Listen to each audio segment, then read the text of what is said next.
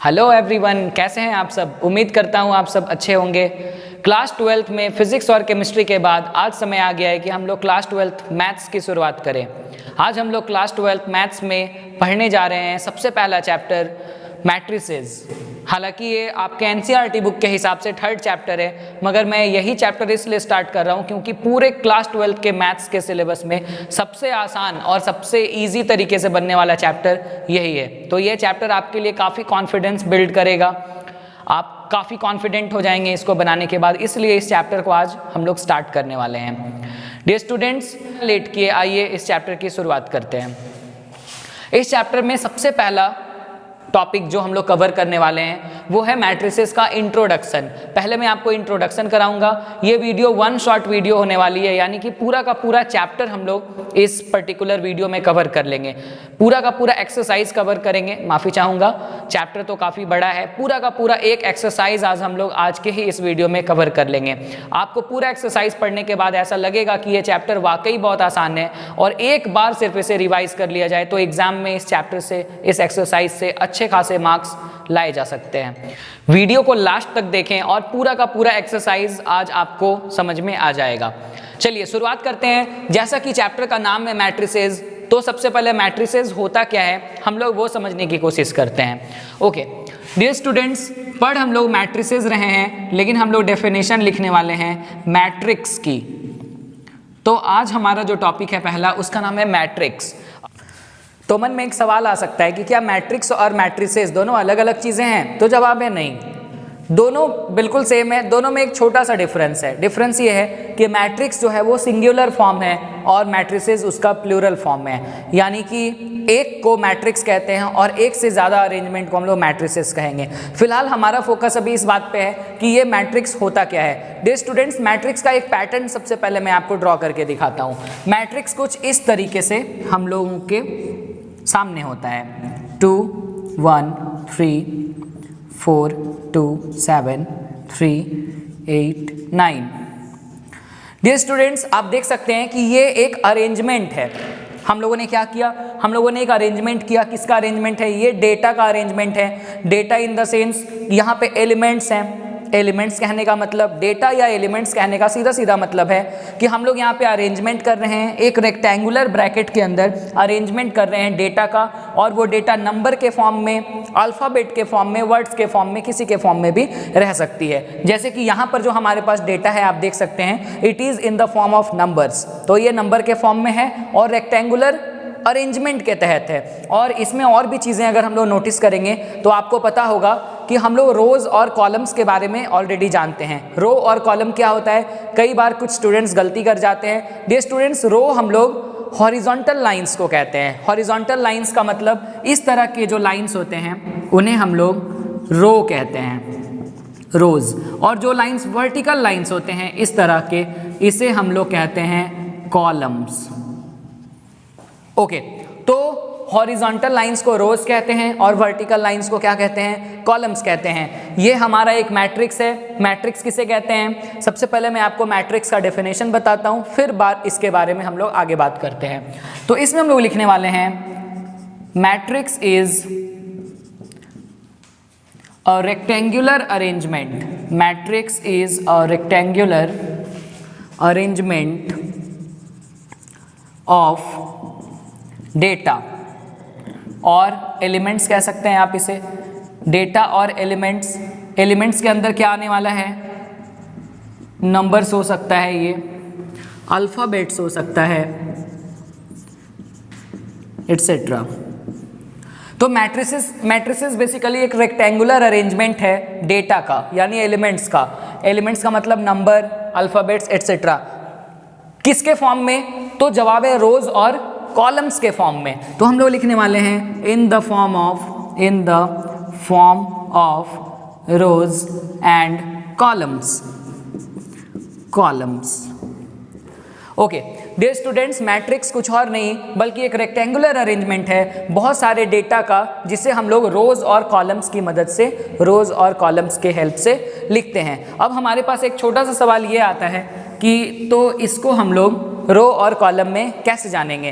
तो इस मैट्रिसेस में आप देख सकते हैं ये एक रो है, क्योंकि ये सारे एलिमेंट्स जो हैं वो हॉरिजॉन्टल लाइन के अलॉन्ग है। ये भी एक रो है और ये भी एक रो है, यानी कि इन सब को अगर हम लोग रोज के हिसाब से R1, R2 और R3 यानी रो 1, रो 2 और रो 3 लिख दें तो हमारी समझ में ये आता है कि इस मैट्रिक्स में कुल मिलाकर 3 रोज हैं। ओके, और ये वाला जो लाइन है वर्टिकल लाइन, इसे हम लोग कॉलम कहते हैं। तो ये हमारा पहला कॉलम है जिसे हम लोग C1 लिख रहे हैं, ये हमारा दूसरा कॉलम है जिसे हम C2 लिख रहे हैं, और ये हमारा तीसरा कॉलम है जिसे हम C3 लिख रहे हैं। ओके, तो डियर स्टूडेंट्स, ये है हमारा मैट्रिक्स। अब मैट्रिक्स में एक और चीज़ आती है जिसका नाम है order of matrix. Order of matrix किसे कहते हैं? ऑर्डर ऑफ मैट्रिक्स कुछ और नहीं बल्कि हमें रो और कॉलम का नंबर के बारे में ये बात बतलाती है। रो और कॉलम के नंबर के बारे में हमें ये बतलाती है कि रोज और कॉलम्स की संख्या कितनी है, कितने टाइम्स रो और कितने टाइम्स कॉलम्स है। तो आप देख सकते हैं इस मैट्रिसेस में 3 रोज हैं और 3 कॉलम्स हैं, तो हम लोग इसे 3 × 3 की मैट्रिक्स कहते हैं। ये इस मैट्रिक्स का ऑर्डर है। फिलहाल ऑर्डर को मैं एक बार फिर से एक्सप्लेन करता हूँ। अगर हमारे पास एक डेफिनेशन लिखने के लिए आए कि ऑर्डर ऑफ अ मैट्रिक्स किसे कहते हैं। ओके, उम्मीद करता हूँ आपको यहाँ तक की ये बात समझ में आई होगी। एक बार ऑर्डर ऑफ मैट्रिक्स की बात करते हैं हम लोग। Dear students, if a matrix has m rows and n columns, then order of the matrix will be। अगर ऐसा मान लिया जाए कि एक मैट्रिक्स के पास रोज की संख्या m है, अब ये m कुछ भी हो सकती है, 2, 3, 4, 5 एंड सो ऑन, और n नंबर ऑफ कॉलम्स है इसके पास, कॉलम की संख्या भी 1, 2, 3, 4 कुछ भी हो सकती है। तो ऑर्डर ऑफ द मैट्रिक्स को हम लोग कैसे लिखेंगे? तो ऑर्डर ऑफ मैट्रिक्स का फॉर्मूला होता है m × n। Okay dear students, तो ऑर्डर ऑफ मैट्रिक्स को हम लोग लिखेंगे m × n। यहाँ पर m किसको रिप्रेजेंट कर रहा है? नंबर ऑफ रोज को। n किसको रिप्रेजेंट कर रहा है? नंबर ऑफ कॉलम्स को। ओके, इसको और थोड़ा इलेबोरेट करने के लिए मैं आपको एक और एग्जांपल देता हूँ। डियर स्टूडेंट्स, ये एग्जांपल कुछ ऐसा हो सकता है कि हम लोग एक मैट्रिक्स ड्रॉ करें, एक मैट्रिक्स लिखें 2, 3, 4, 5, 6, 7। सपोज इतने ही एलिमेंट्स लेते हैं हम लोग और इन एलिमेंट्स के बारे में बात करते हैं। तो जैसा कि मैंने आपको बताया, इसमें रोज और कॉलम्स को काउंट करना है हमें। तो आप देख सकते हैं इसमें 2 रोज हैं, एक ये एक रो है, एक ये रो है। रो मतलब जो हॉरिजॉन्टल लाइन में जाता हो। तो एक रो जिसमें 2, 3, 4 नाम के 3 एलिमेंट्स हैं, दूसरा रो जिसमें 5, 6, 7 नाम के 3 एलिमेंट्स हैं। ओके, तो 3 एलिमेंट्स इधर हैं, 3 एलिमेंट्स इधर हैं, लेकिन रो की संख्या कितनी है? 2 है। तो हम लोग लिखेंगे 2 × कॉलम्स की संख्या कितनी है? तो आप देख सकते हैं कॉलम्स की संख्या 3 है। ये फर्स्ट कॉलम है, ये सेकंड कॉलम है, ये थर्ड कॉलम है। तो ये जो हमारी मैट्रिक्स हुई वो कितने की हुई? ये 2 × 3 की मैट्रिक्स हुई। और भी एग्जाम्पल्स हम लोग ले सकते हैं। अगर हम लोग ये मैट्रिक्स ले लें 1, 2, 3, 4 और हम लोग ये जानने की कोशिश करें कि इसका ऑर्डर कितना होगा, तो ऑब्वियसली इस मैट्रिक्स में 2 रोज हैं 1, 2, 3, 4 और 2 कॉलम्स हैं 1, 3, 2, 4। तो इसका आंसर 2 × 2 आएगा। एक आखिरी एग्जाम्पल पे आते हैं। मान लीजिए अगर ये ऐसे होता 1, 2, 3, 4, 5, 6। डियर स्टूडेंट्स, इसका ऑर्डर कितना होगा जानने के लिए से हम लोग पहले रोज और कॉलम्स में डिवाइड करते हैं। तो इसमें 3 रोज हैं, एक ये फर्स्ट रो, ये सेकंड रो, ये थर्ड रो, और फर्स्ट कॉलम और सेकंड कॉलम, यानी रोज की संख्या 3 है और कॉलम्स की संख्या कितनी है? 2 है। तो पहले रो को लिखा जाता है, मेंशन किया जाता है, फिर कॉलम को। तो इस मैट्रिक्स का जो ऑर्डर हो गया वो हो गया 3 × 2। ओके, उम्मीद करता हूँ रो और कॉलम आपके समझ में आ गई होगी, आपके समझ में ऑर्डर ऑफ द मैट्रिक्स भी आ गई होगी। ओके डियर स्टूडेंट्स, अब हम लोग जानेंगे कि किसी भी मैट्रिक्स में हम लोग नंबर ऑफ एलिमेंट्स कैसे निकालते हैं। जैसे कि हमारे पास अगर कोई एक मैट्रिक्स दी गई है, मान लीजिए कि एक मैट्रिक्स है 2, 3, 4, 1, 2, 6, 1, 3, 9। ये एक मैट्रिक्स है। इस मैट्रिक्स का नाम अगर हम लोग ए मैट्रिक्स रखते हैं, ये ए नाम की मैट्रिक्स है। इसमें टोटल कितने एलिमेंट्स हैं? तो देखिए, एलिमेंट्स को निकालने का 2 तरीका होता है। एक तरीका तो हमारे सामने नजर आ रहा है, ये सारे एक एक एलिमेंट्स हैं। आपको पता है ये 4 एक एलिमेंट है, ये 3 एक एलिमेंट है, ये 3 एक एलिमेंट है, ये 2 एक एलिमेंट है। तो एक तो हम सारे एलिमेंट्स को गिन कर बता सकते हैं कि एलिमेंट्स की संख्या कितनी है। तो इसमें 1 2 3 4 5 6 7 8 9 टोटल 9 एलिमेंट्स हैं। एक तो ये तरीका हुआ। दूसरा तरीका ये होता है कि इसे हम रोज और कॉलम्स में कन्वर्ट कर दें। तो हम लोगों को क्लियरली देख के पता चल रहा है कि इस मैट्रिसेस में हमारे पास 1 2 3 यानी 3 रोज हैं और हमारे पास 1 2 3 कॉलम्स भी हैं। तो ये मैट्रिक्स का ऑर्डर कितना आ गया 3 × 3 और नंबर ऑफ एलिमेंट्स निकालने का तरीका भी यही होता है। इसका फॉर्मूला होता है m × n, यानी कि m × n वाले फॉर्मूले से हम लोग किसी भी मैट्रिक्स के अंदर टोटल एलिमेंट्स की संख्या को निकाल सकते हैं। यानी इस मैट्रिक्स में अगर हमें नंबर ऑफ एलिमेंट्स निकालना रहा, नंबर ऑफ एलिमेंट्स, तो इसका फार्मूला हो जाएगा m × n।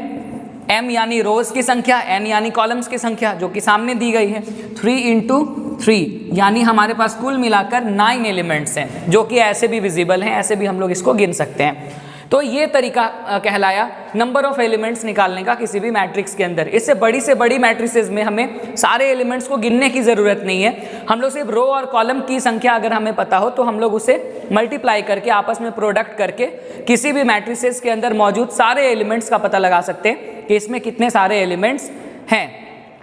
ओके, इसके बाद अब हम लोग पढ़ने वाले हैं नेम ऑफ एलिमेंट्स, यानी एलिमेंट्स के नामों को कैसे लिखा जाता है मैट्रिक्स के अंदर।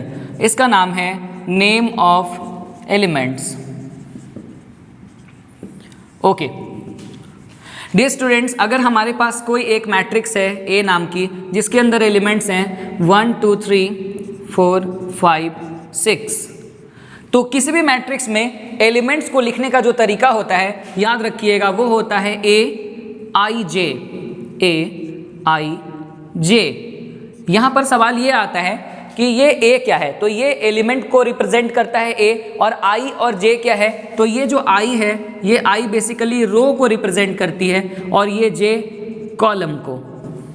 इस बात को समझने के लिए इस एग्जाम्पल को थोड़ा और इलेबोरेट करते हैं। जैसे कि इस एग्जाम्पल में आप देख सकते हैं कोई A नाम का मैट्रिक्स है जिसमें 6 एलिमेंट्स हैं। तो इन सारे एलिमेंट्स को ना कोई पोजीशन दी जाती है, इन सारे एलिमेंट्स को कोई ना कोई नाम दिया जाता है, और वो नाम क्या है वो मैं आपको समझाने की कोशिश कर रहा हूँ। डियर स्टूडेंट्स, इन सारे एग्जाम्पल में से जब आप इस 1 को देखेंगे, इस 1 पे अगर आप अपना ध्यान देंगे तो आपको समझ में आएगा कि ये जो 1 है ये किस पोजीशन पे है। तो जवाब है ये फर्स्ट रो में है। ये कौन सा एलिमेंट है, ये एक ऐसा एलिमेंट है जो फर्स्ट रो में है। ओके, तो एलिमेंट्स को लिखने का तरीका क्या होता है, ए होता है, तो हम लोग यहाँ ए लिखेंगे। ये ए किसके लिए लिख रहे हैं हम लोग, 1 के लिए। अब इस 1 के पोजीशन की बात करेंगे रो और कॉलम में। ए के बगल में हमें क्या लिखना है, आई और जे लिखना है। तो ध्यान से देखिएगा ये जो 1 है ये कौन से रो में मौजूद है, कौन से रो में है, तो ये जवाब है ये R1 यानी कि फर्स्ट रो में है। तो रो की संख्या 1 हो गई, रो की संख्या 1 हो गई, तो हम लोग आई के जगह 1 लिखेंगे। तो यहाँ हम लोग लिखने वाले हैं 1। ये कौन से कॉलम का एलिमेंट है, तो 1 जो है वो फर्स्ट कॉलम का भी एलिमेंट है, तो ये हो गया A11। डियर स्टूडेंट्स, A11 यहाँ पर कौन है, 1 है। ये हम लोग किस प्रकार लिख पा रहे हैं, यहाँ A11 का मतलब ये है कि ये एक ऐसा एलिमेंट है जो फर्स्ट रो के फर्स्ट कॉलम का एलिमेंट है। यानी एक ऐसा एलिमेंट है 1 जो फर्स्ट रो में भी है और फर्स्ट कॉलम में भी है। अब बात करते हैं इस 2 की। इस 2 की बात की जाए तो आप ध्यान से देख सकते हैं ये 2 भी फर्स्ट रो में ही है, ये फर्स्ट रो में ही है। एक बार मैं रोज लिख देता हूँ, ये कॉलम्स हैं C1 C2 C3। ओके, ये 3 कॉलम्स हैं C1 C2 C3, ये 2 रोज हैं R1 और R2। बात जब इस 2 की जाएगी तो ये 2 फर्स्ट रो का एलिमेंट है और सेकंड कॉलम का एलिमेंट है। ओके, तो इसे हम लोग कैसे लिखेंगे, A पहले नाम हम लोग रो का लिखते हैं, कौन से रो में है, ये फर्स्ट रो में है ना, तो ये हो जाएगा A1। और कौन से कॉलम का ये एलिमेंट है, तो ये सेकंड कॉलम का एलिमेंट है। ये 2 फर्स्ट रो का एलिमेंट है, इसलिए हम लोग ए के बगल में हम लोगों ने 1 लिखा। ये 2 सेकंड कॉलम का एलिमेंट है, तो हम लोग इस 1 के बगल में 2 लिखेंगे, तो इसका नाम A12 हो जाएगा। अब कोई आश्चर्य की बात नहीं, कुछ समझाने वाली बात नहीं कि इस 3 के बारे में लिखना रहे, तो ये 3 का पोजीशन क्या होगा, इट विल बी A13। ये फर्स्ट रो और थर्ड कॉलम का एलिमेंट है। सिमिलरली जब हम लोग इस एलिमेंट पे आएंगे तो आप ध्यान से देखिए, ये सेकंड रो और फर्स्ट कॉलम का, ये सेकंड रो और फर्स्ट कॉलम का एलिमेंट है, तो इसे हम लोग क्या लिखेंगे, सेकंड रो फर्स्ट कॉलम यानी A21। उसी तरह इसका नाम A22 हो जाएगा और इस एलिमेंट का नाम A23 हो जाएगा। ओके, तो इस तरीके से हम लोग किसी भी मैट्रिसेस में एलिमेंट्स का नाम और उसका पोजीशन तय करते हैं, नाम और पोजीशन के बारे में लिखते हैं। फर्दर इसे समझने के लिए एक और एग्जांपल मैं देता हूं, इस एग्जांपल को बहुत ध्यान से देखिएगा। सपोज हमारे पास एक मैट्रिक्स है, कोई भी मैट्रिक्स हम लोग ले सकते हैं, कोई ए नाम की मैट्रिक्स है जिसके अंदर एलिमेंट्स का नाम है 2 4 9 7 8 3 1 6 5। डियर स्टूडेंट्स, इस मैट्रिक्स को देखते ही हम लोग समझ जाएंगे कि इस मैट्रिसेस का ऑर्डर क्या है। इस मैट्रिसेस का ऑर्डर है 3 into 3, यानी इसमें 3 रोज हैं और 3 कॉलम हैं। ओके, इसमें अगर आपसे सवाल ये पूछा जाए कि आप मेरे को बताओ कि A12 क्या होगी, A21 की वैल्यू क्या होगी, A23 की वैल्यू क्या होगी, तो ये निकालना, इसे सॉल्व करना हमारे लिए बहुत आसान है। हम लोग बहुत इजीली इसको सॉल्व कर सकते हैं। इसको सॉल्व करने का 2 तरीका होता है। पहला तरीका, इतना हार्ड ये क्वेश्चन है नहीं कि इसके लिए एक टेबल बनाया जाए, हालांकि हम लोग बना भी सकते हैं अगर चाहें तो। इसके लिए अगर हम लोग कोई टेबल बनाएं तो ये इसको कंपेयर करने के लिए एलिमेंट्स का नाम लिखें तो ये कुछ ऐसे लिखाएगा। ऊपर में 3 एलिमेंट्स है फर्स्ट रो में, तो इसका नाम हो जाएगा A11 A12 A13। इस वाले लाइन के लिए, इस वाले रो के लिए हम लोग क्या लिखेंगे, A21 A22 A23, और इसके लिए हम लोग लिखने वाले हैं A31 A32 A33। ओके, तो इसमें हमारे से जो पहला सवाल पूछा गया है वो ये है कि A12 की वैल्यू यहाँ पर क्या है इस मैट्रिसेस में। तो पहला तो हम ऐसे डिसाइड करते हैं, A12 का मतलब वो एलिमेंट की बात हो रही है जो फर्स्ट रो में है। फर्स्ट रो यानी फर्स्ट रो ये है हमारा, और फर्स्ट रो में कौन से कॉलम की बात हो रही है, सेकंड कॉलम की बात हो रही है। तो सेकंड कॉलम हमारा ये है। तो आप देख सकते हैं कि कौन सा एलिमेंट है जिसके बारे में बात हो रही है, वो एलिमेंट है 4, जो फर्स्ट रो में भी आ रहा है और सेकंड कॉलम में भी आ रहा है। तो A12 की वैल्यू कितनी हो गई, 4 हो गई। ऐसा ना करके आप यहाँ से भी चेक कर सकते हैं, A12 कहाँ लिखा है, यहाँ लिखा है, यानी ये वाला एलिमेंट है, फर्स्ट रो का सेकंड एलिमेंट है, उसे हम यहाँ से मैच कराएंगे। A12 के जगह क्या है, 4 है, तो इसका आंसर 4 हो गया। इसके अलावा हम लोग A21 निकाल सकते हैं। A21 का मतलब क्या है, अगर नॉर्मली इसको देखे भी ना देखें, अगर इसको अगर इससे मिलाते हैं तो A21 देखिए ये वाले पोजीशन को कह रहे हैं, यहाँ पर A21 ये वाले पोजीशन को रिप्रेजेंट कर रहा है। तो A21 की वैल्यू यहाँ से क्लियरली 7 है। लेकिन अगर ये टेबल हमारे पास नहीं भी है तो भी हम बना सकते हैं। A21 का मतलब क्या हुआ, हमारे पास सेकेंड रो है, तो ये सेकेंड रो हो गया हमारा, सेकेंड रो का फर्स्ट कॉलम, सेकेंड रो का फर्स्ट कॉलम, यानी बात इस कॉलम की हो रही है। तो सेकेंड रो और फर्स्ट कॉलम, सेकेंड रो और फर्स्ट कॉलम के बीच आने वाला एलिमेंट कौन है, 7 है, तो इससे भी इसका आंसर 7 आ रहा है। अब A23 की वैल्यू क्या होगी, ये मुझे नहीं लगता कि मुझे बताने की ज़रूरत है, ये आप खुद से सॉल्व कर सकते हैं। आइए आगे बढ़ते हैं। डियर स्टूडेंट्स, इंट्रोडक्शन फेज का आखिरी टॉपिक आ गया है, इंट्रोडक्शन का। अब हम लोग टाइप्स ऑफ मैट्रिसेस पढ़ने वाले हैं। बहुत छोटी सी टॉपिक है, इसे आप ध्यान से समझ लीजिए। इसके बाद हम लोग तुरंत एक्सरसाइज में आने वाले हैं, आपको एक्सरसाइज के सारे क्वेश्चन समझ में आ जाएंगे। बस ये आखिरी कॉन्सेप्ट है जो मैं बताने जा रहा हूँ। अब हम लोग पढ़ने वाले हैं मैट्रिसेस कितने टाइप के होते हैं। मैट्रिसेस के कुछ टाइप्स होते हैं जो मेन टाइप्स है, जिसके बारे में हम लोग बात करने वाले हैं। इसमें से सबसे पहले टाइप को हम लोग कहते हैं column matrix. Column matrix, okay dear students, column matrix का मतलब क्या होता है। कॉलम मैट्रिक्स का मतलब होता है जब भी कोई मैट्रिक्स इस तरीके से दी जाए आपको 1 2 3, इस मैट्रिक्स को जब आप ध्यान से देखते हैं तो आपको क्या पता चलता है, ये एक ऐसा मैट्रिक्स है जिसमें कॉलम की संख्या सिर्फ 1 है। ओके, रो तो इसमें 3 है लेकिन कॉलम कितना है, 1। तो कॉलम मैट्रिक्स किसे कहते हैं, the matrix having only one column, only one column। Okay, तो कॉलम मैट्रिक्स हम लोग किसे कहते हैं, एक ऐसा मैट्रिक्स जिसमें कॉलम की संख्या केवल 1 हो।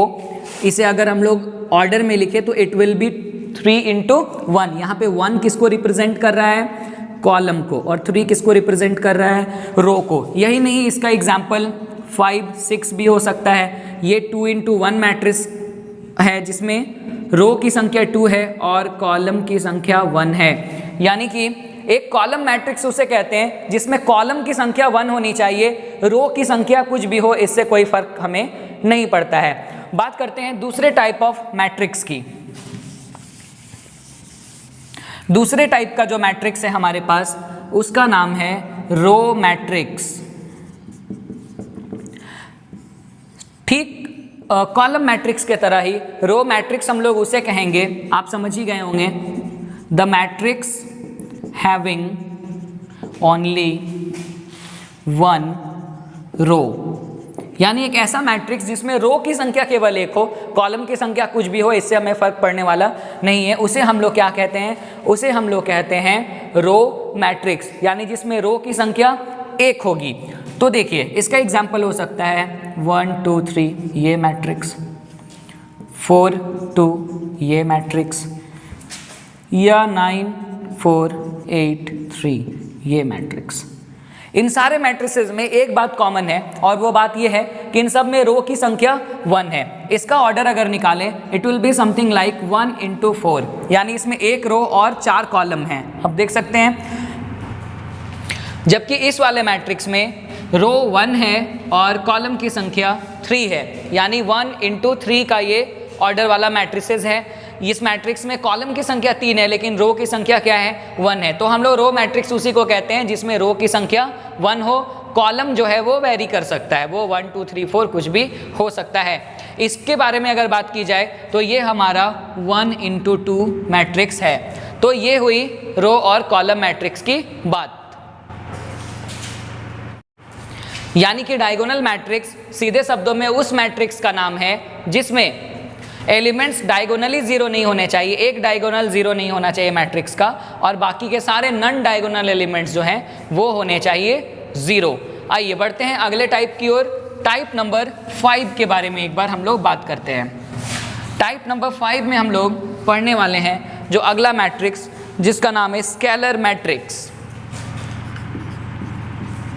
Scalar matrix. Dear students, scalar matrix हम लोग किसे कहते हैं? स्केलर मैट्रिक्स भी डायगोनल मैट्रिक्स का ही एक टाइप है। पहले मैं आपको एक एग्जांपल के थ्रू समझाता हूं, तब आप बहुत इजीली इस बात को समझ पाएंगे। जैसे कि 2 2 2 0 0 0 एंड 0। आपके मन में एक बात आएगी कि इस तरह का एग्जाम्पल तो अभी तुरंत हमने डायगोनल मैट्रिक्स में पढ़ा है, तो क्या ये डायगोनल मैट्रिक्स है? तो जवाब है हाँ, ये डायगोनल मैट्रिक्स है। लेकिन ये डायगोनल मैट्रिक्स का भी एक स्पेशल केस है जिसे हम लोग क्या कहते हैं? स्केलर मैट्रिक्स कहते हैं। स्केलर मैट्रिक्स और डायगोनल मैट्रिक्स में बस इतना फर्क है कि स्केलर मैट्रिक्स हम लोग किसी भी डायगोनल मैट्रिक्स को तब कहेंगे जब इसके नॉन डायगोनल एलिमेंट्स तो जीरो होंगे ही होंगे, लेकिन इसके जो डायगोनल एलिमेंट्स हैं वो एक तो नॉन जीरो होने चाहिए और दूसरे बिल्कुल इक्वल होने चाहिए, यानी बिल्कुल सेम होने चाहिए। आप देख सकते हैं यहाँ पर तीनों एलिमेंट्स की वैल्यू 2 है। अगर तीनों एलिमेंट्स की वैल्यू 3 हो, 4 हो, 5 हो, 6 हो, कुछ भी हो, तब ऐसे कंडीशन में इसे हम स्केलर मैट्रिक्स कहेंगे। लेकिन यहाँ पर नॉन डायगोनल नॉन जीरो तो थे, sorry diagonal elements non zero तो थे, डायगोनल पे पाए जाने वाले एलिमेंट्स जीरो नहीं थे, लेकिन वो बराबर नहीं थे आपस में, तो इसे केवल डायगोनल मैट्रिक्स कहा जाएगा। और जब ये डायगोनल पे मौजूद एलिमेंट्स जब आपस में इक्वल हो जाएंगे तो उसे हम क्या कहेंगे? Scalar matrix. स्केलर मैट्रिक्स उम्मीद करता हूँ कि आपको समझ में आ गया होगा। अगर इसे डिफाइन करना हो शॉर्ट में तो हम लोग ये लिखेंगे कि इसमें जो नॉन डायगोनल मैट्रिक्स होने चाहिए शुड बी जीरो, और साथ ही साथ जो diagonal non diagonal elements, matrices के जगह हम लोग एलिमेंट्स वर्ड का यूज़ करेंगे, यानी नॉन डायगोनल एलिमेंट्स जीरो होने चाहिए जो डायगोनल के अलावा कहीं है, और जो डायगोनल एलिमेंट्स हैं वो क्या होने चाहिए? मस्ट बी इक्वल, वो इक्वल और सिमिलर होने चाहिए। अगर इस तरह का मैट्रिक्स हमें नज़र आता है तो उसे हम स्केलर मैट्रिक्स कहते हैं। स्केलर मैट्रिक्स के बाद अब बात करते हैं मैट्रिक्स के अगले टाइप की। बस अब 2 मैट्रिक्स बाकी रह गए हैं डियर स्टूडेंट्स, दोनों ही बहुत आसान है, जिसमें से अगले वाले मैट्रिक्सेस का नाम है आइडेंटिटी मैट्रिक्स। अगले वाले मैट्रिक्स का नाम है आइडेंटिटी मैट्रिक्स। आइडेंटिटी मैट्रिक्स किसे कहते हैं? कभी कभी इस मैट्रिक्स को आई से डिनोट किया जाता है, और इस मैट्रिक्स की खास बात यह होती है कि ये भी एक प्रकार का डायगोनल मैट्रिक्स ही होता है। तो इसे हम लोग ऐसे लिखते हैं 1 0 0 0 1 0 एंड 0 0 1। अब अब आप अगर इस मैट्रिक्स को ध्यान से देखेंगे तो आपको लगेगा अरे ये तो वापस से स्केलर मैट्रिक्स है। तो जवाब है नहीं, दोनों में एक थोड़ा सा फर्क है, एक छोटा सा अंतर है जो आपको दिखेगा। इसमें भी नन डायगोनल यानी जो डायगोनल पे नहीं है, यानी इन तीनों को छोड़कर वो बाकी सारे एलिमेंट्स जीरो हैं, है ना। लेकिन जो डायगोनल पे हैं वो सेम भी हैं, तो ये तो एक तरह का स्केलर मैट्रिक्स हो गया। ये स्केलर मैट्रिक्स होने के साथ साथ आइडेंटिटी मैट्रिक्स इसलिए है क्योंकि आइडेंटिटी मैट्रिक्स हम लोग केवल उस मैट्रिक्स को कहते हैं जिसमें जो डायगोनल एलिमेंट्स होते हैं वो सिर्फ 1 हो, यानी इसमें जो डायगोनल एलिमेंट्स होंगे उनकी वैल्यू यूनिट होनी चाहिए, यानी 1 होनी चाहिए। अगर 1 के जगह यहाँ हम लोग कुछ भी और दूसरी चीज पुट करते हैं तो वो मैट्रिक्स आइडेंटिटी मैट्रिक्स नहीं कहलाएगी, वो स्केलर मैट्रिक्स बन जाएगी। तो आइडेंटिटी मैट्रिक्स में ये 3x3 ऑर्डर का मैट्रिक्स है। और भी आइडेंटिटी मैट्रिक्स हो सकते हैं, जैसे अगर हम लोग 2x2 ऑर्डर का बनाएं तो वो ऐसे होगा 1 0 0 1। यहाँ पर भी आप देख सकते हैं ये डायगोनली 1 और 1 यानी एक ही तरह के 1 वाले एलिमेंट से बने हैं, तो इसे हम लोग आइडेंटिटी मैट्रिक्स कहेंगे।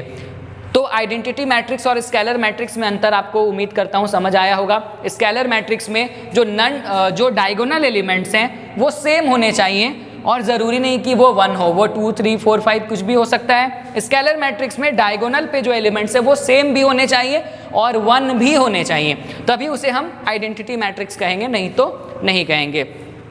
वक्त आ गया है कि हम लोग आखिरी टाइप ऑफ मैट्रिक्स के बारे में डिस्कस करें, उसके बाद हम लोग सीधा एक्सरसाइज शुरू करने वाले हैं और मैं आज ही 1 शॉर्ट वीडियो में ये एक्सरसाइज पूरा का पूरा खत्म करूंगा। ओके डियर स्टूडेंट्स, आखिरी टाइप जो आपके लिए बहुत इंपॉर्टेंट है उसका नाम है जीरो मैट्रिक्स। तो नाम से ही जाहिर हो रहा है कि जीरो मैट्रिक्स हम लोग किसे कहेंगे।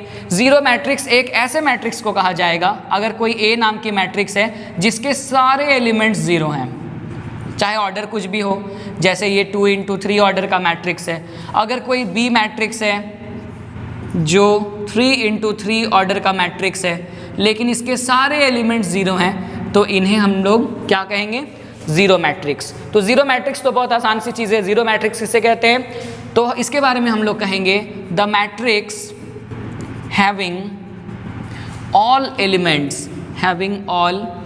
एलिमेंट्स इक्वल टू 0, जिसके सारे के सारे एलिमेंट्स जीरो हो उसे हम लोग कहेंगे जीरो मैट्रिक्स।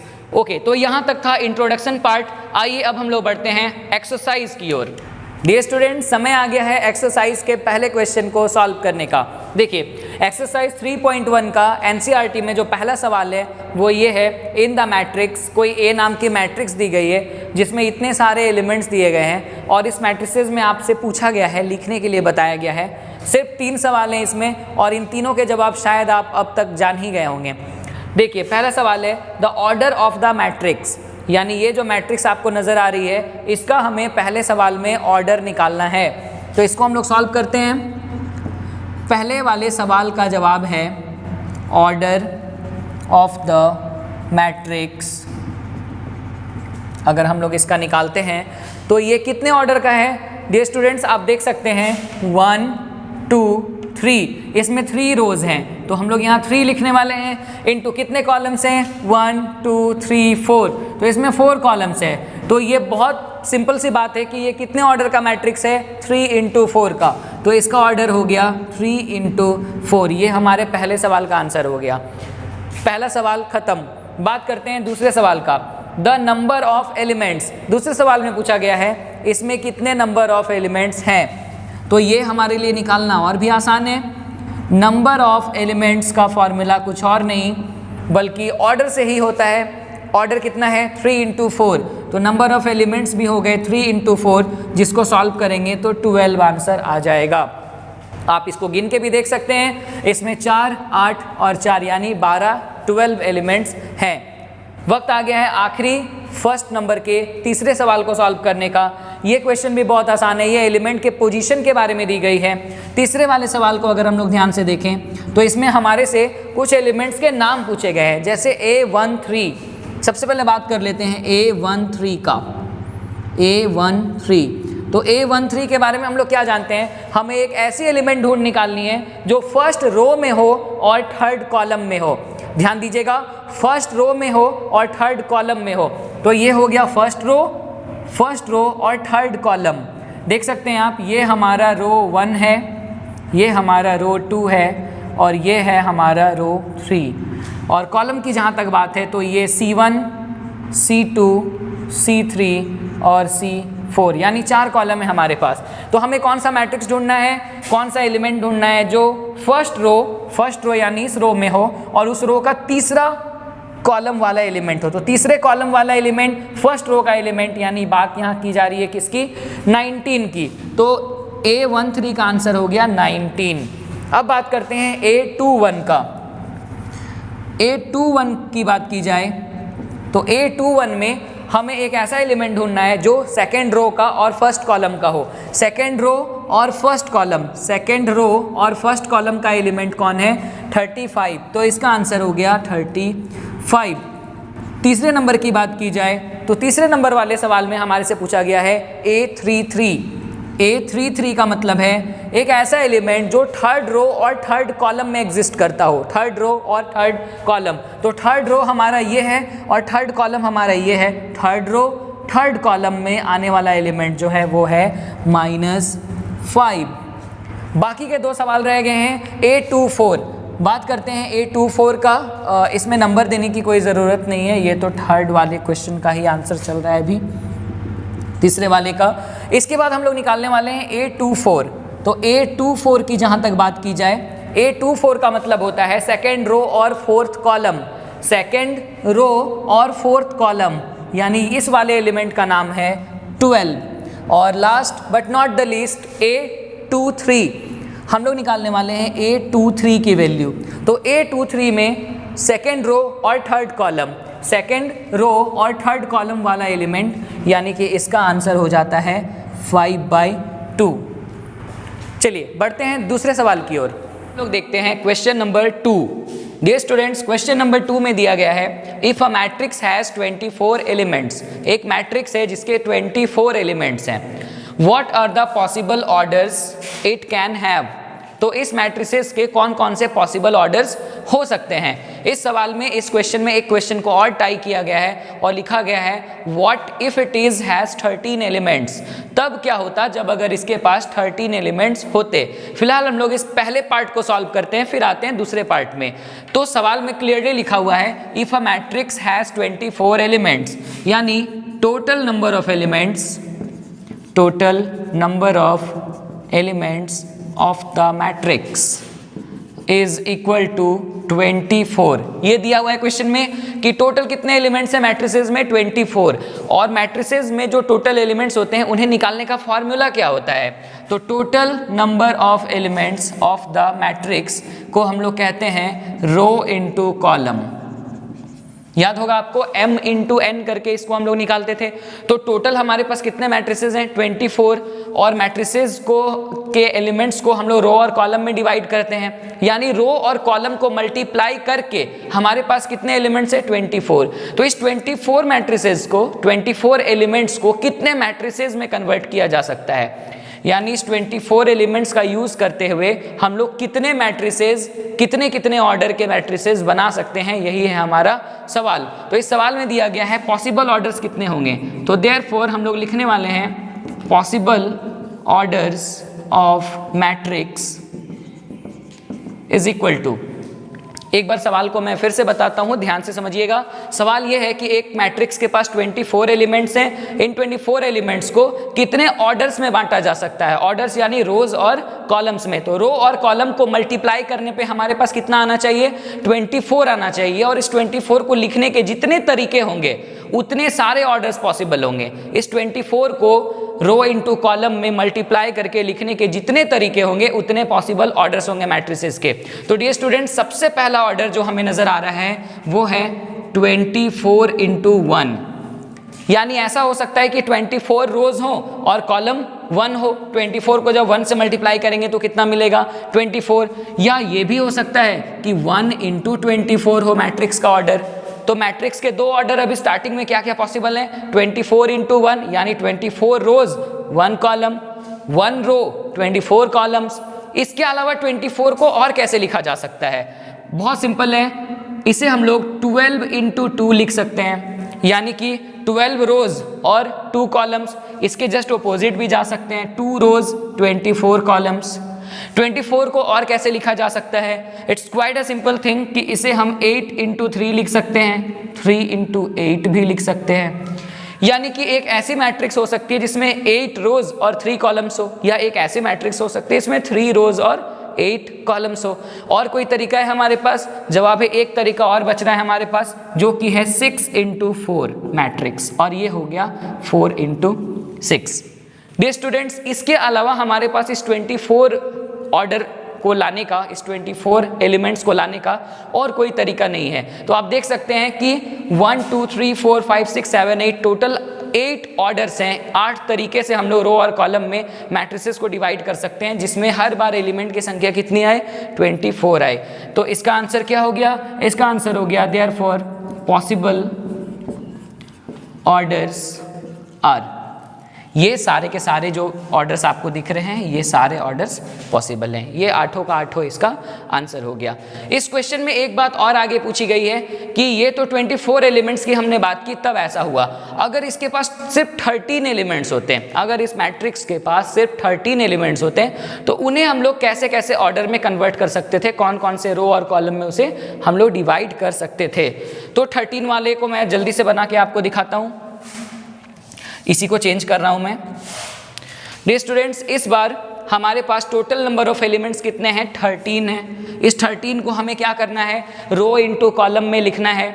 आपको पता है 13 एक प्राइम नंबर है, तो 13 जो है वो सिर्फ 2 ही टेबल में हमें देखने को मिलेगा, एक तो 1 के टेबल में और एक अपने खुद के टेबल में। यानी इस 13 को रो इंटू कॉलम में लिखने का हमारे पास सिर्फ 2 तरीका है, और वो तरीका है या तो 13 इंटू 1 या फिर एंड आप कह सकते हैं 1 इंटू 13। इसके अलावा कोई तीसरा तरीका नहीं है जिससे हम इस 13 को अलग अलग तरीके से मल्टीप्लाई करके रो इंटू कॉलम में कन्वर्ट करके दिखा सके। तो हमारे पास सिर्फ ये आंसर बच रहा है, ये पॉसिबल ऑर्डर्स है, ये हमारा आंसर हो गया। आइए बात करते हैं क्वेश्चन नंबर 3 की। क्वेश्चन नंबर 3 भी बिल्कुल same to same question number 2 की कॉपी है। इसमें बस डेटा अलग है, बाकी क्वेश्चन का पूरा पैटर्न सेम टू सेम है। आप इस क्वेश्चन को देख सकते हैं। If a matrix has 18 elements, इस बार मैट्रिक्स के पास 18 एलिमेंट्स हैं और हमसे पूछा गया है कि कौन कौन से पॉसिबल ऑर्डर्स हो सकते हैं मैट्रिक्स के। और तब क्या होता जब इसके पास 5 एलिमेंट होते, मैट्रिक्स के पास 5 एलिमेंट्स होते, तो हम लोग इसे कैसे कैसे ऑर्डर में कन्वर्ट कर पाते। तो डियर स्टूडेंट्स, पहले बात करते हैं 18 एलिमेंट्स की। तो total number of elements of the matrix is equal to 18। इस 18 को हम लोग कन्वर्ट करने वाले हैं रो इनटू कॉलम में, जैसा कि अभी हम लोगों ने क्वेश्चन नंबर 2 में किया। अब बात आएगी पॉसिबल ऑर्डर्स की। तो हमें रो इनटू कॉलम यानी 2 डिजिट्स को मल्टीप्लाई करके 18 लाना है। हमें कोई भी 2 डिजिट्स को मल्टीप्लाई करके 18 लाना है, और वो हर बार अलग अलग होनी चाहिए, वो एक होल नंबर होनी चाहिए। ध्यान देते हैं। तो हमारा पहला तरीका जो है वो है 18 इंटू 1, यानी 18 को लाने के लिए 18 को 1 से मल्टीप्लाई किया जा सकता है, यानी 18 रोज और 1 कॉलम का मैट्रिक्स बनाया जा सकता है। इसके अलावा 1 इंटू 18 भी किया जा सकता है। दूसरा तरीका हमारे पास है 9 इंटू 2, जिसे हम लोग 2 इंटू 9 भी लिख सकते हैं। हमारे पास एक तीसरा तरीका है 18 को लाने का, और वो तरीका है 6 इंटू 3 और 3 इंटू 6। इसके अलावा हमारे पास और कोई तरीका नहीं है जिससे हम लोग 18 को रिप्रेजेंट कर सकें। तो यहाँ पर कुल मिलाकर हमारे पास 6 तरीके हैं, 6 ऑर्डर्स हैं जिससे हम इस मैट्रिक्स को रिप्रेजेंट करते हैं। तो इसके जो पॉसिबल ऑर्डर्स हैं 18 के, वो ये हैं। अब हम लोग बात करने वाले हैं क्वेश्चन नंबर 4 की। क्वेश्चन नंबर 4 में आपसे कहा गया है कंस्ट्रक्ट अ 2 इंटू 2 मैट्रिक्स, यानी आपको एक 2 इंटू 2 मैट्रिक्स को कंस्ट्रक्ट करना है, बनाना है। 2 इंटू 2 मैट्रिक्स का मतलब आप समझ ही गए होंगे, जिसमें कुल मिला के 4 एलिमेंट्स होंगे, 4 एलिमेंट्स होंगे, जिसमें 2 रोज और 2 कॉलम्स होंगे। और इसके लिए जो फॉर्मूला हमें दिया गया है वो दिया गया है ए मैट्रिक्स इज इक्वल टू ए आई जे। यहाँ पर आई और जे क्या है ये मैंने आपको इंट्रोडक्शन पार्ट में ही बताया था, वापस से बताता हूँ। यहाँ पर आई का मतलब रो से है और जे जो है वो कॉलम को रिप्रेजेंट कर रहा है। यानी कि यहाँ पे हम लोग आई के जगह पे we are going to put the value of row, and in the place of j we are going to write the value of column. Okay, और हमारे पास जो पहला क्वेश्चन दिया हुआ है in the form of aij, यानी aij के रूप में हमारे पास जो पहला सवाल है, पहला क्वेश्चन है that is i plus j whole square divided by 2, और हमें क्या करना है 2 इंटू 2 का मैट्रिक्स ड्रॉ करना है। तो डियर स्टूडेंट्स 2 इंटू 2 का मैट्रिक्स अगर हम लोग ड्रॉ करेंगे तो कोई भी बता सकता है कि इसमें 2 रोज होंगे और 2 कॉलम्स होंगे, यानी कि 2 रोज होंगे और 2 कॉलम्स होंगे। एलिमेंट्स के नाम क्या होंगे, इसका नाम हो जाएगा A11, इसका नाम होगा A12, इसका नाम होगा A21, इसका नाम होगा A22। यानी कि अगर हमें 2 इंटू 2 मैट्रिक्स बनानी है तो हमें इन चारों एलिमेंट्स का नंबर पता करना होगा, इन चारों एलिमेंट्स की वैल्यू पता करनी होगी, और इसे पता करने के लिए हमारे पास फॉर्मूला यहाँ पे दिया हुआ है। तो बिना लेट किए हम लोग सबसे पहले निकालने वाले हैं A11। तो हम लोग सबसे पहले सॉल्व करेंगे A11 कौन से फॉर्मूले पे, इस वाले फॉर्मूले पे। इसको ध्यान से देखेंगे। A11 का मतलब क्या हुआ, हम लोगों ने i की जगह पे 1 पुट किया है, j की जगह पे भी हम लोगों ने 1 पुट किया है, यानी i की वैल्यू हमें 1 लेनी है, j की वैल्यू भी 1 लेनी है, और उसे हमें इस फॉर्मूले पे पुट करना है। तो ये फॉर्मूला हो जाएगा i प्लस जे मतलब 1 प्लस 1 होल स्क्वायर अपॉन 2। इसे सॉल्व करेंगे तो 1 प्लस 1 2 और 2 का स्क्वायर हो गया हमारे पास 4। 4 को जब 2 से डिवाइड करेंगे all we will get is 2, हमें 2 मिलेगा। तो एक एलिमेंट हम लोगों ने निकाल लिया A11। अब बात करते हैं A12 की। A12 को सॉल्व करते वक्त हम लोग ध्यान से देखेंगे, इस A12 को इस मेन वाले फॉर्मूले से मिलाएंगे और क्या देखेंगे, यहाँ i की जगह तो 1 है लेकिन j के प्लेस पे 2 लिखा हुआ है, यानी इस बार हमें i की वैल्यू 1 लेनी है और j की वैल्यू लेनी है 2। तो आइए इस फॉर्मूले पे पुट करते हैं। तो ये फॉर्मूला हो जाएगा 1 plus 2 whole square divided by 2 according to this formula. Okay, तो ये हो गया 3 स्क्वायर इज 9 बाई 2। आते हैं हम लोग तीसरे एलिमेंट की ओर A21। इसी तरह जब हम लोग A21 निकालेंगे, इस पर्टिकुलर टर्म को इस टर्म के साथ कंपेयर करेंगे तो हम लोगों को क्या मिल रहा है कि i के जगह पे इस बार 2 लेना है, j के जगह पे हमें 1 लेना है और इस फॉर्मूले पे पुट करना है। i की जगह 2 लेना है, तो ये हो गया 2 प्लस 1 होल स्क्वायर बाय 2। एक बार फिर से 3 का स्क्वायर जो है वो 9 होने वाला है और इसका आंसर आने वाला है 9/2। आखिरी और A22 ये हमारा आखिरी टर्म है। A22 की वैल्यू निकालते वक्त हम लोग क्या देखेंगे, i और j इन दोनों की वैल्यू हमें 2 लेनी है। तो यहाँ पर हो गया 2 plus 2 whole square by 2। 2 plus 2 is 4 और 4 का स्क्वायर होता है 16। 16/2 इज 8। तो डियर स्टूडेंट्स यहाँ से हमें A11, 12, 21 और 22 सबकी वैल्यू मिल गई। हम लोगों ने 2 इंटू 2 मैट्रिक्स हम लोगों को कंस्ट्रक्ट करना था, उसे अब हम लोग आराम से लिख सकते हैं। इस मैट्रिसेस को हम लोग ऐसे लिख देंगे, A11 की जगह हम लोगों ने क्या फाइंड आउट किया है 2, A12 की जगह हम लोगों ने फाइंड आउट किया है 9/2, A21 की जगह फिर से है 9/2 और A22 की वैल्यू है 8। तो ये हो गया हमारा आंसर। ये था क्वेश्चन नंबर 4 का 1। क्वेश्चन नंबर 4 के सेकंड क्वेश्चन पे आते हैं हम लोग। Second question of question number 4। यहाँ पर भी काम हमें सेम करना है, वही काम है, हमें 2 इंटू 2 की एक मैट्रिक्स कंस्ट्रक्ट करनी है जो AIJ वाले फॉर्मूले पे बेस्ड होगी। और इस बार फॉर्मूला हो गया है चेंज, फॉर्मूला हो गया है I/J। फिलहाल हमें जो मैट्रिक्स निकालनी है वो तो वही रहेगी, A11, A12, A21 और A22। तो बिना देर किए इसे हम लोग तुरंत सॉल्व करते हैं। सबसे पहले हम लोग निकालने वाले हैं A11, यानी इस A11 को इसके साथ कंपेयर करके देखेंगे तो हमें पता चलेगा i की जगह हमें 1 पुट करना है और इस वाले j की जगह भी हमें 1 पुट करना है, यानी i और j दोनों की वैल्यू 1 है जिसे हम इस फॉर्मूले पे पुट करेंगे। और ये फॉर्मूला क्या है, i/j। तो ये हो गया 1/1 दैट इज 1। और A11 के बाद अब हम लोग बात करेंगे A12 की। A12 में ये बात क्लियर है कि ये 1 और 2 इस i और j को ही रिप्रेजेंट कर रहा है, यानी i की वैल्यू इस बार 1 लेनी है, j की वैल्यू लेनी है 2। i की वैल्यू 1, j की वैल्यू 2 और इस पे पुट करेंगे तो हमारे पास आ जाएगा 1/2। अगले नंबर पे आते हैं A21। A21 में हमें i की वैल्यू 2 लेनी है, j की वैल्यू लेनी है 1। i की वैल्यू 2 और j की वैल्यू 1, तो यहाँ से हमें मिलता है 2। और A22 की बात की जाए, A2 2। इस बार हमें I की वैल्यू भी 2 लेनी है, J की वैल्यू भी लेनी है 2, तो ये हो जाता है 2/2 दैट इज 1। अब इन चारों को हमें मिला करके इस अरेंजमेंट में रिप्रेजेंट कर देना है। हमारा मैट्रिसेस तैयार है 2 × 2 का। ये हमारा 2 × 2 ऑर्डर का मैट्रिक्स बन के तैयार है। सबको पुट करते हैं। A11 की वैल्यू है 1, A12 की वैल्यू है हमारे पास हाफ, A21 की वैल्यू है 2 और A22 की भी वैल्यू है 1। ये हमारा आंसर हो गया। बात करते हैं क्वेश्चन नंबर 4 के थर्ड क्वेश्चन की। क्वेश्चन नंबर 4 का जो थर्ड क्वेश्चन है वो ये है, इसी पैटर्न पे है। आप इस क्वेश्चन को ध्यान से देखिए। इसमें भी हमें क्या करना है, 2 × 2 का मैट्रिक्स को कंस्ट्रक्ट करना है और हमें 4 एलिमेंट्स निकालने हैं, चारों के नाम लिखने हैं। यहाँ पर आपको क्लियरली पता चल रहा है I और J दिया ही हुआ है। मुझे लगता है इस सवाल को बनाने की ज़रूरत मुझे है नहीं, तो इस सवाल का नाम हम लोग CSK रखने वाले हैं। CSK, हाँ जी हाँ, ये CSK का मतलब चेन्नई सुपर किंग्स नहीं है, हालांकि अभी IPL का सीजन चल रहा है। इसका मतलब है छात्र स्वयं करें, यानी इस सवाल का जवाब आपको खुद से ट्राई करना है। अगर आप इस सवाल के जवाब में कहीं भी फंसते हैं तो आप कमेंट करके ज़रूर बताएं। मुझे बिल्कुल ऐसा नहीं लग रहा है कि आपको कोई दिक्कत होगी।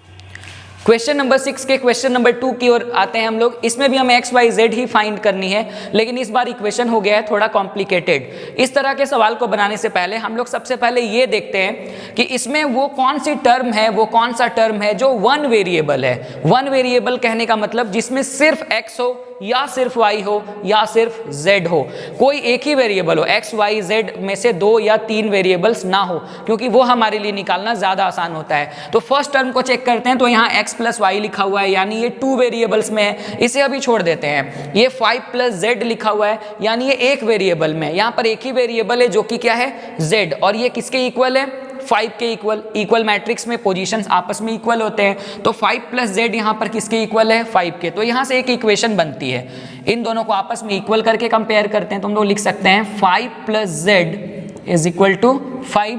तो यहाँ से अगर हम लोग z की वैल्यू निकालें तो 5 और ये 5 उधर जाके -5 हो गया, तो z की वैल्यू हमें मिलती है 0। एक वैल्यू तो हमें मिल गई। x और y भी हमें फाइंड आउट करनी है, तो यहाँ देखिए आप x y यहाँ भी है और x y यहाँ भी है। अब हमें इन दोनों में से किसी एक को पहले अपने टारगेट में ला करके सॉल्व करना पड़ेगा। तो सबसे पहले हम लोग इस इक्वेशन पे चलते हैं। आप इससे भी बना सकते हैं, आपकी मर्जी। x + y की वैल्यू कितनी है, यहाँ पर 6 है, तो हम लोग यहाँ लिखने वाले हैं x + y = 6। डियर स्टूडेंट्स, यहाँ पर हम लोग या तो x या तो y दोनों में से किसी एक की वैल्यू निकाल लेंगे दूसरे वेरिएबल के टर्म में। यानी आप मान लो हम लोग यहाँ y की वैल्यू निकाल रहे हैं, तो y की वैल्यू कितनी हो जाएगी, 6 - x। ये x उधर चला जाएगा, यानी हम लोग y के जगह पर क्या पुट करने वाले हैं, 6 - x पुट करने वाले हैं। और अब हम लोग बढ़ते हैं आखिरी इक्वेशन की ओर, जो हमारा ये है xy = 8। तो हम लोग यहाँ पर लिखने वाले हैं xy = 8, जिसमें से x के जगह तो हम लोग x ही रखने वाले हैं और y के जगह हम लोग पुट करने वाले हैं ये वाली वैल्यू, जिसका नाम है 6 - x = 8। ऐसा हम लोग क्यों कर रहे हैं, बताने की बात नहीं, आप क्लास 12th में है। ऐसा इसलिए हम लोग कर रहे हैं क्योंकि y जब x में कन्वर्ट हो जाएगा तो ये पूरा इक्वेशन वन वेरिएबल में आ जाएगा, जहाँ से हम लोग आसानी से इसकी वैल्यू निकाल पाएंगे। आइए अब बिना टाइम वेस्ट किए इसको सॉल्व करते हैं। x को जब 6 से मल्टीप्लाई किया गया तो ये हो गया 6x, वापस से -x × x = x² = 8। अब यहाँ से हमारा काम थोड़ा खराब हो गया है, क्योंकि ये क्वाड्रेटिक इक्वेशन में आ गया है। खैर, क्वाड्रेटिक इक्वेशन कोई बहुत बड़ी या बहुत हार्ड चीज़ है नहीं, इसे हम लोग मिनटों में सॉल्व कर सकते हैं, सेकेंड्स में सॉल्व कर सकते हैं। आइए देखते हैं। तो इस इक्वेशन में हम लोग x² को प्लस करने की कोशिश करेंगे, x² को और 6x को दोनों को उधर ले जाएंगे। यानी आप ये समझ लीजिए कि इसे हम लोग लिख सकते हैं x² - 6x + 8 = 0।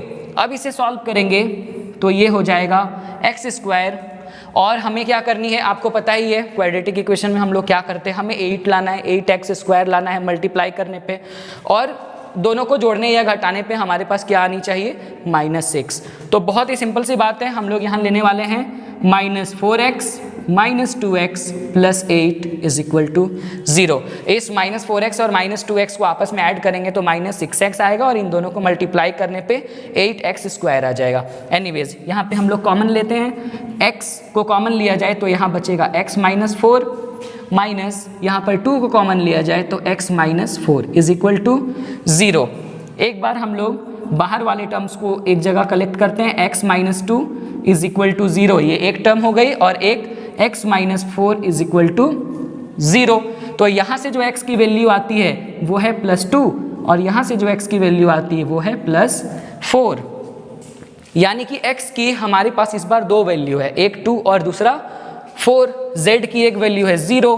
तो अब y की भी यहाँ पर दो वैल्यू होने वाली है, क्योंकि y तो खुद x पे डिपेंड कर रहा है। आप देख लो इस फॉर्मूले में y is equal to 6 minus x, लेकिन x की तो हमारे पास दो वैल्यूज है, तो यहाँ दो वैल्यू होने वाली है। कौन कौन सी? तो हम लोग लिखने वाले हैं if x is equal to 2, पहले x को 2 मानते हैं तो y की वैल्यू हो जाएगी 6 माइनस 2 इज इक्वल टू 4। और अगर हम लोग ये मान ले if x is equal to 4, second वाली वैल्यू पुट कर दें तो हमें मिलता है y is equal to 6 minus 4 is equal to 2।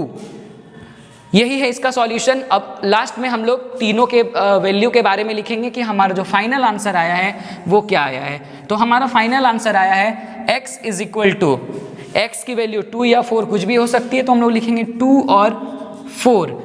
y की वैल्यू हमारे पास आई है एक बार फिर से 4 और 2, तो y की वैल्यू भी हो सकती है 4 या 2। और last but not the least z की जो वैल्यू है हमारे पास वो कितनी है? वो है 0। तो ये हो गया हमारा आंसर।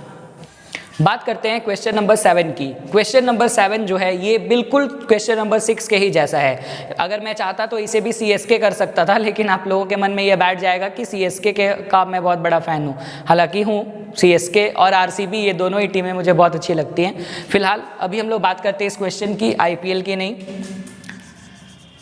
तो डियर स्टूडेंट्स, इस बार हमें x, y और z नहीं बल्कि उसकी जगह a, b, c और d निकालनी है। क्वेश्चन बिल्कुल सेम है, इक्वल मैट्रिक्स है, सारे एलिमेंट्स दूसरे मैट्रिक्स के उसी एलिमेंट्स के बराबर होंगे, यानी फर्स्ट पोजीशन वाला एलिमेंट इस मैट्रिक्स के फर्स्ट पोजीशन वाले एलिमेंट के बराबर होगा। लेकिन प्रॉब्लम यह है कि फिर से वन वेरिएबल में कुछ नहीं है, यानी इसमें a, b दोनों हैं, इसमें भी a और b दोनों हैं, इसमें a और c और इसमें c और d है। कहीं भी सिर्फ a, सिर्फ b, सिर्फ c या सिर्फ d नहीं है। तो इसको सॉल्व करने के अनगिनत तरीके हो सकते हैं ऑब्वियसली, लेकिन हम लोग थोड़ा सा सोच करके देखते हैं कि कौन से तरीके से इसे बनाना ज़्यादा आसान होगा। तो मुझे लग रहा है अगर आप इन दोनों टर्म्स को ध्यान से देखें तो इसमें भी a और b है, इसमें भी a और b है, इसे हम लोग आसानी से जोड़कर या घटाकर a और b की वैल्यू निकाल सकते हैं। आइए देखते हैं। सबसे पहले हमारा जो इक्वेशन बन रहा है वो a minus b is equal to -1। पहले इक्वेशंस बना लेते हैं। a minus b is equal to -1, ये फर्स्ट इक्वेशन। दूसरा आप देख लो 2a प्लस सी, 2a प्लस सी ये इक्वल है 5k, ये हमारा सेकेंड इक्वेशन हो गया। ये वाला equation 2a minus b is equal to, ये इक्वल है हमारा 0k, और 3c plus d, 3c plus d ये इक्वल है 13k। ओके, एक तरीका हमारे पास और है जिसे हम अप्लाई कर सकते हैं, जो आप देख सकते हैं इन सारे इक्वेशंस में एक इक्वेशन के राइट हैंड साइड में 0 है, यानी ये LHS में हमारे पास लेफ्ट हैंड साइड में 2a माइनस बी के पास दो वेरिएबल है, लेकिन राइट हैंड साइड में 0 है। तो इससे शुरुआत करना हमारे लिए सबसे ज़्यादा आसान होता है, क्योंकि अगर एक टर्म ही 0 है तो a और b को आसानी से यहाँ पर कंपेयर किया जा सकता है। तो हम लोग यूज़ करने वाले हैं इक्वेशन नंबर 3, लिखने वाले हैं यूजिंग इक्वेशन 3 इक्वेशन में आप देख लो 2a minus b is equal to 0, तो 2a minus b is equal to 0। क्या इसको हम लोग लिख सकते हैं 2a is equal to b? Okay, या सीधे सीधे शब्दों में ये कहें कि b is equal to 2a। जहां जहां पे भी हमें a की ज़रूरत होगी, वहां जहां पर b हो और हमें उस b को a में कन्वर्ट करना होगा, तो हम लोग b की जगह 2a यूज़ कर सकते हैं। तो आइए देखते हैं इस वाले इक्वेशन को ही आप ले लीजिए, a minus b is equal to -1। अब यहाँ से बनाना शुरू करते हैं यूजिंग इक्वेशन 1। इक्वेशन 1 है हमारा a minus b is equal to -1, a minus b is equal to -1। a की जगह तो हमें a ही लिखनी है और b की जगह हमें लिखनी है 2a, तो माइनस का साइन के बाद हम लोग यहाँ लिखने वाले 2a is equal to -1। a minus 2a is minus a is equal to -1, minus को कैंसिल आउट करते हैं, a इज इक्वल टू 1। यहाँ से हमें a की वैल्यू मिल गई। अब हमें a की वैल्यू मिल गई तो हमें b की वैल्यू भी यहाँ से मिल जाएगी। हम लोग क्या लिख सकते हैं, since b is equal to 2a, therefore b is equal to 2 into, और a की वैल्यू है 1, तो यहाँ से हमें मिल गई b इज इक्वल टू 2। तो हमें a की वैल्यू मिल गई, b की वैल्यू मिल गई। अब इस a और b की वैल्यू को हम लोग यूज़ करते हैं इस वाले इक्वेशन में, यहाँ से तो c भी निकाल लेंगे हम लोग। तो हमारा जो सेकंड इक्वेशन है वो है 2a + c is equal to 5। ये है सेकंड इक्वेशन। यूजिंग इक्वेशन 2 हमारा सेकंड इक्वेशन लिखते हैं 2a + c is equal to 5। 2a + c is equal to 5, जिसमें से a की वैल्यू 1 है, तो ये हो गई 2 × 1 + c is equal to 5। 2 + c is equal to 5, c is equal to 3। हमारे पास a की वैल्यू आ गई, b की वैल्यू आ गई, c की वैल्यू आ गई। अब हम लोग उस टर्म को खोजते हैं जिसमें d है, तो d यहाँ है इक्वेशन नंबर 4 में, तो इसको भी हम लोग सॉल्व कर लेते हैं यूजिंग इक्वेशन 4 में आप देख लो 3c + d is equal to 13। तो हमारे पास जो c की वैल्यू है वो कितनी है, वो है 3। हम लोग यहाँ 3 पुट करने वाले हैं। 3 × 3 + d इज इक्वल टू 13। तो ये हो गया d इज इक्वल टू 13, और ये 3 को 3 टाइम्स मल्टीप्लाई करेंगे तो 9 आएगी, जो उधर जाके -9, तो d is equal to 4। Dear students, ये है क्वेश्चन नंबर 7 का सॉल्यूशन, जिसमें a, b, c और d की वैल्यू है a is equal to 1, b is equal to 2, c is equal to 3 और d इज इक्वल टू 4, यानी लाइन से 1 2 3 4। आइए बढ़ते हैं क्वेश्चन नंबर 8 की ओर। बात करते हैं क्वेश्चन नंबर 9 की। क्वेश्चन नंबर 9 भी एक MCQ क्वेश्चन है, जिसके 4 ऑप्शन हैं और इसमें से कोई एक ऑप्शन सही है। क्वेश्चन ये है, which of the given values of x and y, यानी x और y की कौन सी वैल्यू होगी जो इन दोनों दिए गए मैट्रिसेस को आपस में इक्वल कर देगी। यानी हमें x और y की वैल्यू निकालनी है। यहाँ पर हमारे पास 4 ऑप्शंस दिए हुए हैं, आइए जल्दी से इसे सॉल्व करते हैं। पहला इक्वेशन जो हमारे पास बन रहा है वो है 3x + 7। आप यहाँ से देख सकते हैं 3x + 7 इज इक्वल टू 0। इससे अगर हम लोग x की वैल्यू फाइंड आउट करते हैं तो 3x इज इक्वल टू -7, और यहाँ से मिलती है हमें x is equal to -7/3। Okay, अब हम लोग बात करते हैं दूसरे वाले टर्म की। यहाँ 5 है और इस जगह पे लिखा है y - 2, यानी y - 2 इज इक्वल टू हम लोग क्या लिख सकते हैं 5। तो y - 2 इज इक्वल टू 5, ये x की वैल्यू थी, और y - 2 इज इक्वल टू जो 5 है, यहाँ से y की वैल्यू निकल जाएगी 5 + 2, यानी y इज इक्वल टू 7। अब हम लोग बात करते हैं तीसरे टर्म की, जिसमें y + 1 इज इक्वल टू 8 है। तो y + 1 इज इक्वल टू 8 को सॉल्व किया जाए तो y इज इक्वल टू 7 आ जाएगा। बात करते हैं आखिरी वाले टर्म की, 2 - 3x is equal to 4। 2 - 3x is equal to 4। इसको सॉल्व करें अगर हम लोग तो ये कुछ ऐसा हो जाएगा, -3x is equal to 4 - 2 -3x is equal to 2 और x इज इक्वल टू -2/3। समय आ गया है एक्सरसाइज के आखिरी क्वेश्चन की ओर बढ़ने का। एक्सरसाइज का जो आखिरी क्वेश्चन है, क्वेश्चन नंबर 10, उसमें ये लिखा हुआ है the number of all possible matrices, यानी कितने सारे मैट्रिसेस पॉसिबल होंगे अगर हमारे पास ऑर्डर है 3 × 3, यानी हमारे पास जो मैट्रिक्स है उसका ऑर्डर 3 × 3 है, और इसकी कितनी मैट्रिसेस पॉसिबल होंगी अगर ईच एंट्री 0 और 1, हमारे पास लेने के लिए एलिमेंट्स के रूप में सिर्फ 0 और 1 ही है। यानी हमें एक ऐसी मैट्रिक्स बनानी है जिसमें सिर्फ 0 और 1 ही हो सकते हैं। ऐसा हो सकता है कि हम लोग एक 0 ले लें और 8 बार 1 ले लें, 1 ले लें, यानी इन 9 एलिमेंट्स में से हम लोग कभी 1 बार 1, 8 बार 0, 2 बार 1 और 7 बार 0, 3 बार 1, 6 बार 0, कुछ भी ले सकते हैं इस तरीके से। तो हमें ये समझना है कि ऐसी कितनी सारी मैट्रिसेस इससे बनाई जा सकती है। ऐसे तो हम लोग गिन नहीं सकते हैं कि एक बार 0 पुट करके देखते हैं, एक बार 1 पुट करके देखते हैं। इसके लिए एक तरीका होता है, एक फॉर्मूला होता है जो मैं आपको बता रहा हूँ। सबसे पहले आपको ये समझना है कि हमारे पास जो एंट्री दी गई है, यानी वो कौन कौन से डिजिट्स हैं जिन्हें हम अपने मैट्रिक्स में यूज़ कर सकते हैं। तो जवाब है 0 और 1, कुल मिलाकर के कितने एंट्रीज हैं 2। तो इसका फॉर्मूला होता है सबसे पहले 2, और कितने सारे मैट्रिसेस बनाए जा सकते हैं ये तो पता नहीं, तो मान लेते हैं उसकी संख्या है n।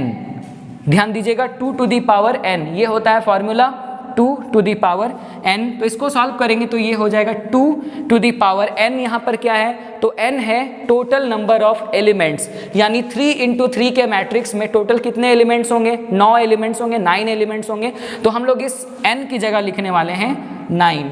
फिर से बता रहा हूँ, फॉर्मूला होता है 2 टू दी पावर n। 2 ही की क्यों लिया हम लोगों ने, क्योंकि हमारे पास 2 ही तरह की एंट्री थी। अगर 3 तरह की एंट्री होती तो हम लोग यहाँ 3 लेते। n क्यों लिया हम लोगों ने, n का मतलब है टोटल कितने एलिमेंट्स होते हैं। तो एक 3 इंटू 3 के मैट्रिक्स में कितने एलिमेंट्स हो सकते हैं, 9 एलिमेंट। तो इसी वजह से हम लोगों ने लिया 2 टू दी पावर 9, और 2 टू दी पावर 9 को सॉल्व करेंगे तो हमारा आंसर आ जाएगा 512, यानी 512। तो इस तरीके से इसका आंसर हो जाता है डी। डियर स्टूडेंट्स, उम्मीद करता हूं कि आपको ये वीडियो समझ में आया होगा। हम लोगों ने वन शॉट में पूरे एक्सरसाइज को कवर किया। कुछ क्वेश्चंस मैंने आप लोगों को होमवर्क के लिए भी दिया है। इस पूरे चैप्टर में आपको कहीं भी किसी भी तरह की कोई भी दिक्कत सामने आई हो तो आप हमें कमेंट करके ज़रूर बताएं। जो क्वेश्चंस मैंने आपको बनाने के लिए दिए वो भी, उसके भी आंसर्स आप प्लीज़ कमेंट करके हमें ज़रूर बताएं। हमें बड़ी खुशी होगी कि आप इस पूरे एक्सरसाइज को सॉल्व कर पाएंगे। इसी तरह अगले क्लास में हम लोग मैथ्स के अगले वीडियो में हम लोग फिर से वन शॉट वीडियो डालने की कोशिश करेंगे, जिसमें पूरा का पूरा एक्सरसाइज 3.2 हम लोग कवर करेंगे। फिलहाल आज की वीडियो को समाप्त करने का, ख़त्म करने का समय आ गया है। इस वीडियो से आप लोगों ने अगर कुछ सीखा, आपको ऐसा लगता है कि इस वीडियो से आप कुछ सीख पाए हैं, कुछ आपके लिए फ़ायदेमंद है, तो चैनल को लाइक करें, सब्सक्राइब करें और अपने डियर स्टूडेंट्स, अपने सारे फ्रेंड्स के साथ इसे शेयर करें। ये आपका अपना चैनल है। आपके पास कोई भी सजेशंस हो तो आप हमें प्लीज़ कमेंट करके बता सकते हैं। फिलहाल आज के वीडियो में इतना ही। Thank you.